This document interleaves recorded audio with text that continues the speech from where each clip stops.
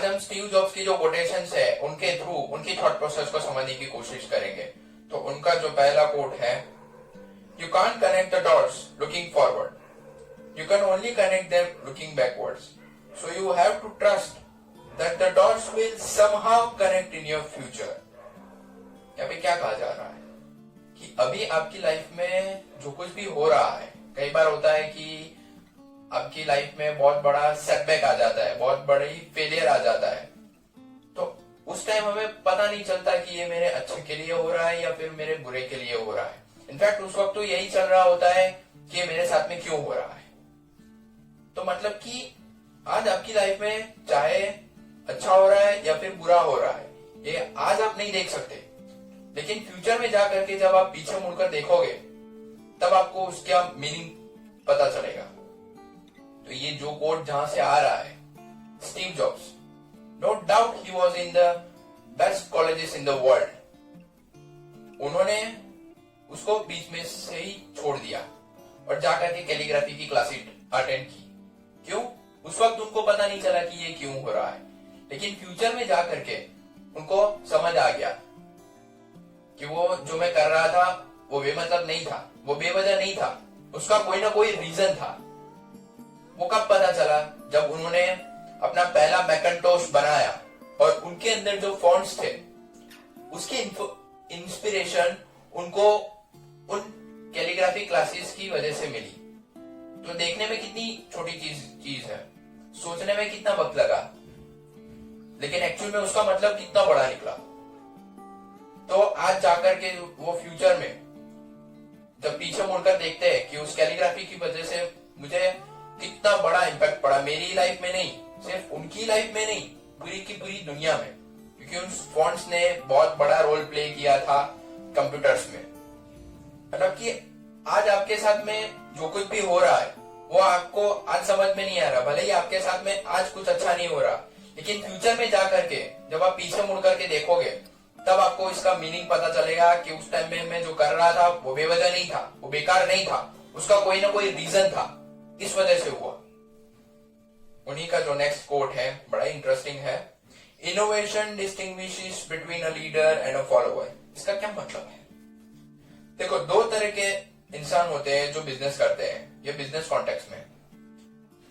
एक तो है जो मार्केट लीडर्स होते हैं, जिसको आप इनोवेटर्स भी बोल सकते हो, जिसको आप लीडर भी बोल सकते हो, क्योंकि वो हर टाइम कुछ ना कुछ नया इनोवेट करते ही रहते हैं।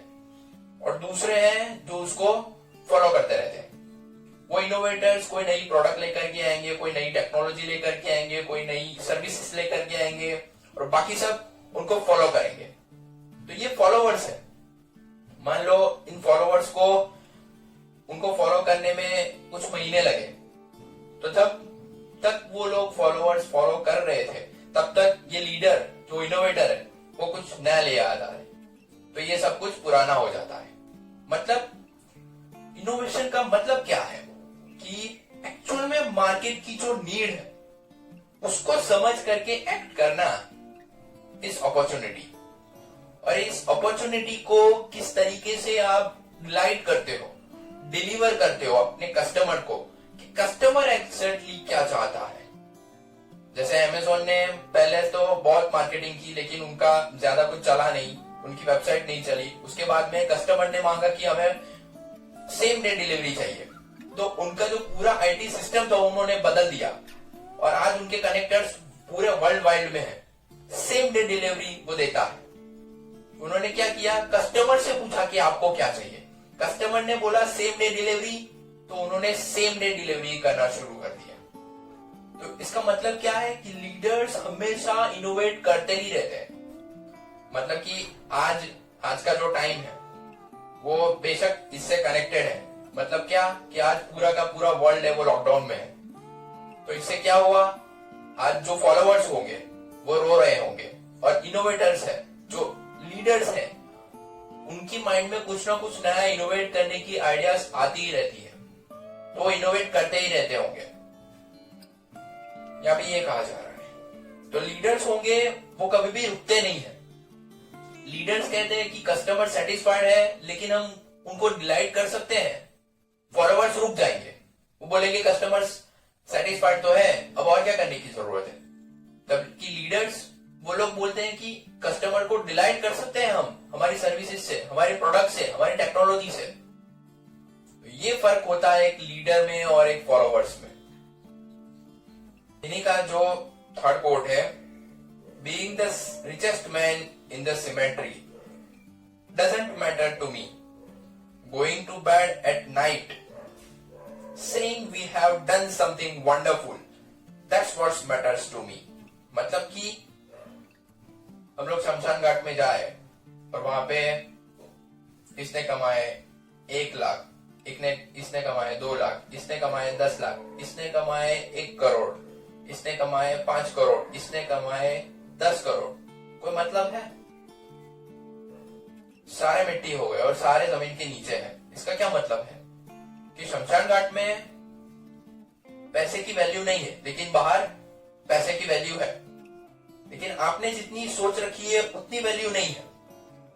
कहां तक है कि हमारी बेसिक नीड्स है वो पूरी हो रही है बस। लेकिन आज की जो सिचुएशन है, आज का जो यूथ है, उसके माइंड के अंदर क्या बैठा हुआ है कि जहां देखो वहां तक बस पैसे की वैल्यू है। मतलब क्या, अगर दोस्त बनाते हैं तो भी वो लोग पैसा देख करके बनाते हैं कि इसमें मेरा क्या फायदा है। सारा एजुकेशन सिस्टम स्क्रूड अप हो गया है इस पैसे की वजह से। आप कह सकते हो कि पैसा इंपॉर्टेंट है, लेकिन सबसे इंपॉर्टेंट नहीं है। ये यहाँ पे कहा जा रहा है कि जब आप going to bed at night saying wonderful, done something wonderful, that's what matters to me. मतलब आप जब बेड पे जाओ रात को सोने से पहले, तो अपने आप से एक बात बोलो कि आज मैंने वो किया जो करने लायक था, वो नहीं जो मुझे करना पड़ा। आज मैंने कुछ नया सीखा है, आज मैं पहले से बेटर हुआ हूं, आज मैंने ग्रो किया है। सिर्फ अंदर से ही नहीं, बाहर से भी ग्रो किया है। ये कहते हैं तो आपको एक विश्वास आता है कि नहीं, पैसा ही इंपॉर्टेंट नहीं है, विश्वास भी इंपॉर्टेंट है, कुछ नया क्रिएट करना भी इंपॉर्टेंट है। मतलब क्या है कि अभी जो सिचुएशन है लोगों की कि काम है जरिया, पैसा है गोल। और इस तरह की जो लाइफ आपको अगर चाहिए तो क्या करना होगा कि काम है गोल और पैसा है जरिया। मतलब कि पैसे को यूज करना है कुछ वंडरफुल क्रिएट करने के लिए। Wish you all the very best. Thank you so much.